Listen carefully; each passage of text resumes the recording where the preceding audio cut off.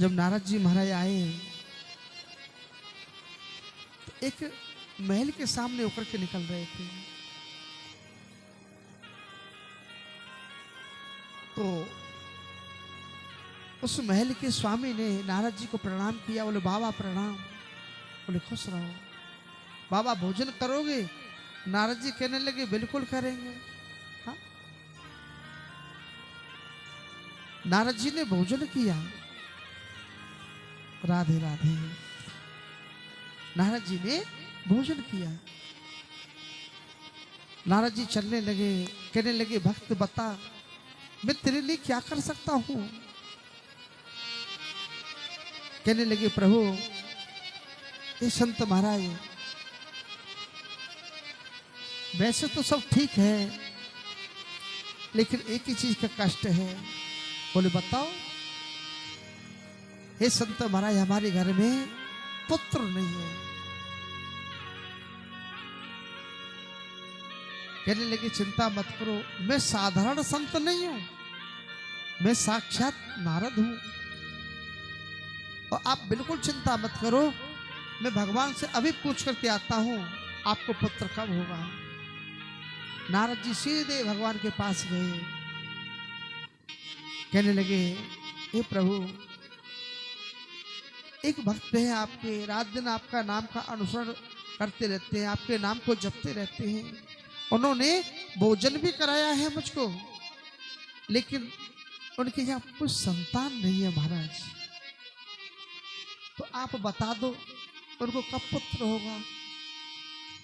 भगवान कहने लगे एक जन्म तो क्या, 7 जन्मों तक कोई संतान का योग है ही नहीं, मना कर दो।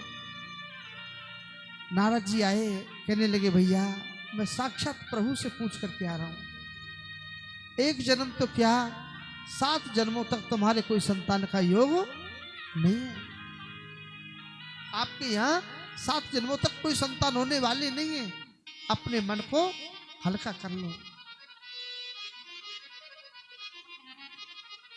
इस बोझ को लेकर के मत जियो कि हमारे घर पुत्र आएगा, क्योंकि मैं साक्षात भगवान से पूछ करके आया हूं। बोले कोई बात नहीं महाराज, जब भगवान ने कह दिया घर में संतान नहीं आएगी तो नहीं आएगी। प्रिय भक्तजनों, वंदनीय माता बहनों, कुछ समय जब व्यतीत हुआ ना, एक इस पृथ्वी का ही संत आज घूमते घूमते जा रहा है और आवाज लगा रहा है गलियों में, कोई एक रोटी दे दो, एक बेटा ले लो। कोई 2 रोटी दे दो, 2 बेटा ले लो। वो राजा हंसने लगा। देखो इस संत को, बन बैठा है संत, एक रोटी खाने के लिए कितना बड़ा झूठ बोलता है। एक रोटी दे दो, एक बेटा ले लो, 2 रोटी दे दो, 2 बेटा ले लो, जैसे बेटे झोले में रख के घूम रहा हूं। कहने लगे बाबा पागल मत बनो, रोटी चाहे जितनी खा लो, हमको पता है बाबा हमारे घर संतान नहीं आ सकती, क्योंकि संत नारद ने कह दिया है कोई संतान का योग है ही नहीं। बैठ के जाओ बाबा रोटी खा लो। बोले ना, बैठ करके रोटी नहीं खाऊंगा, मैं भगवान को भोग लगा करके रोटी खाऊंगा। मुझको ज्यादा नहीं, 2 रोटी की आवश्यकता है आज, मैं उतना ही खाता हूं जितना मुझको आवश्यकता है, 2 रोटी चाहिए। राजा ने बहुत सारी रोटी मंगा दी संत के लिए। लो बाबा आप बहुत सारी रोटी खाओ, ले जाओ बाबा और सबको खिलाना। बोले ना, 2 रोटी उठाई और कहा इधर आ, आशीर्वाद दे दिए जाओ। मैं अंतरात्मा से आशीर्वाद देता हूं, समय आने पे तुमको 2 पुत्र जरूर होंगे, तुम्हारे घर में 2 पुत्र आएंगे।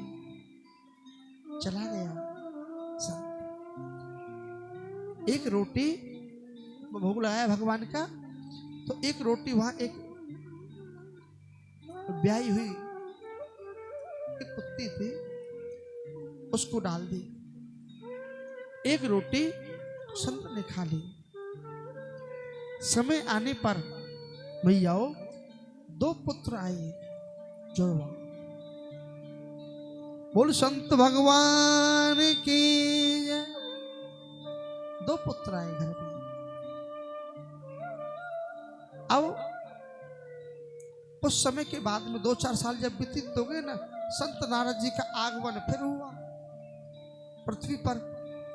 वही होकर उसी गांव में होकर के निकल रहे थे। सोचने लगे चलो उस राजा से मिलता हुआ चलो। तो गए, 2 पुत्र खेलते हुए मिले।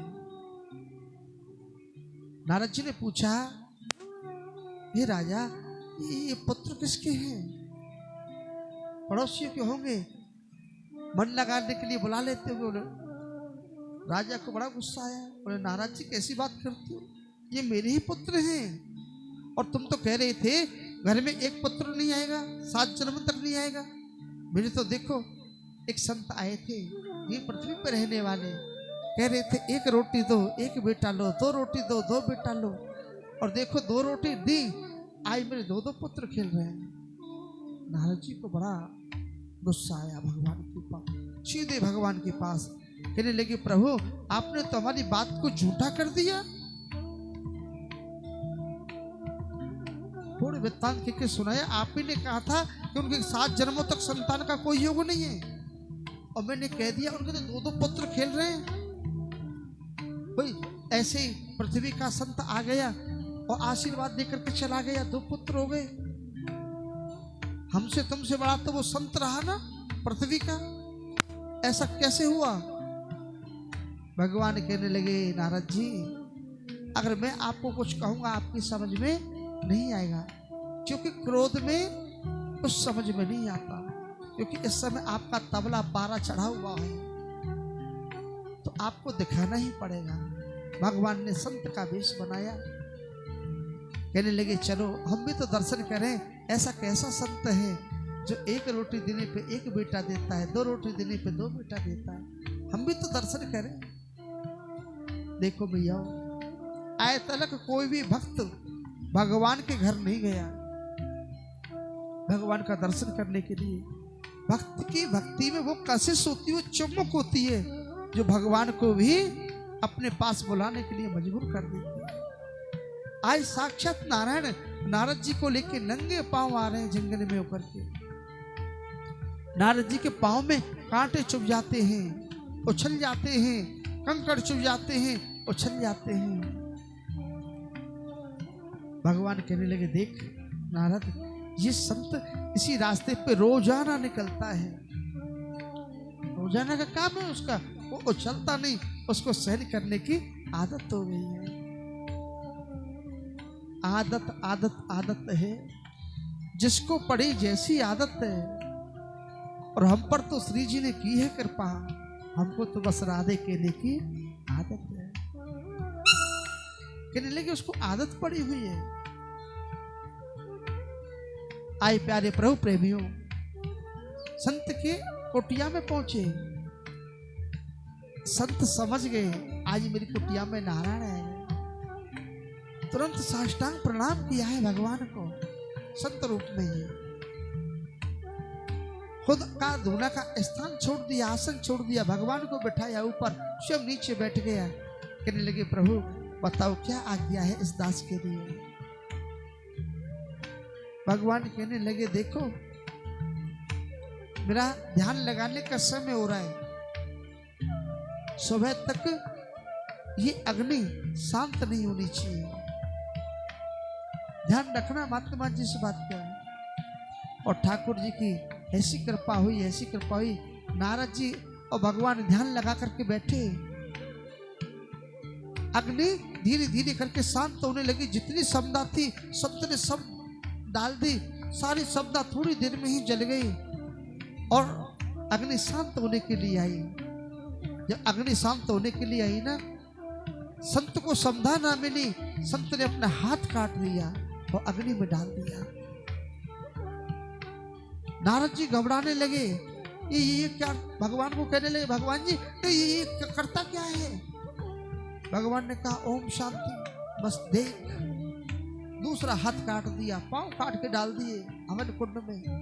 जो लास्ट में ये धड़ था ना, पूरा धड़ भी डाल दिया। नारद जी खड़े हो गए, भगवान पे चिल्ला उठे, कोई ऐसा भगवान होता तुम्हारी तरह? तुम निर्दयी भगवान हो। चलो इसको भक्त नहीं समझो, संत नहीं समझो, एक इंसानी समझ लो। आपने इसको मरवा दिया।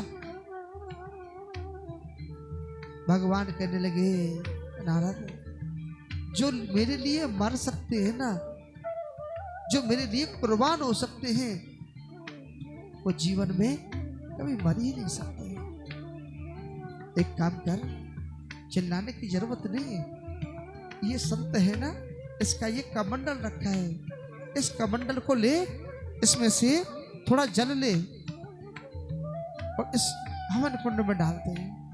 और जैसे नारद जी ने जल लिया अंजलि में और जैसे हवन कुंड में डाला, संत हवन कुंड से जीवित बाहर आ गए। बोल संत भगवान के जय। नारद जी प्रसन्नता से नाच उठे।